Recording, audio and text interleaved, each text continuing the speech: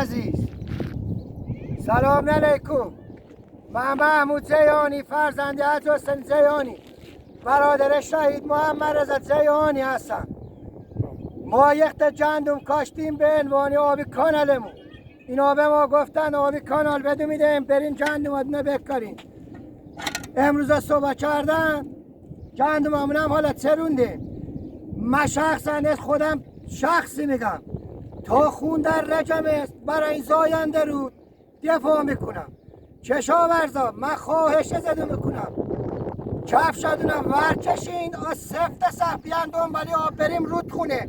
از اینی که هر رو برای ما جلسه میندازن میگن امرو این مقصدی حیدره بادا، یه رو میگن مقصدی زیاره، اینا فایده نداره. بیان تا بریم دنبالی آب مثل سابق که میرفتیم قنات آبا پای میکردیم و میمدیم.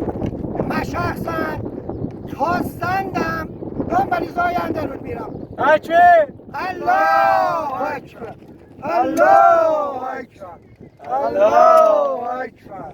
اینو هم که میگن یا بریم لوله یازا با کنیم و لوله یازا با کنیستیم ما بریم دنبالی رودخونه مرکزی خود یازا با کنیم. فقط مرکزی یازا. تکبیر الله اکبر الله اکبر الله اکبر. اینا ملکمون میبینی مرزلری کرده بودم گندم پاشیدم نتونستم تر کنیم. اینا هم زمینمون بوسترش هم سلوندیم 200 سیلیم زمین داریم همش تحصیلی بهش کاشته نیست. وای کشاورزا بپاخیزین نترسین دولتم با ماست.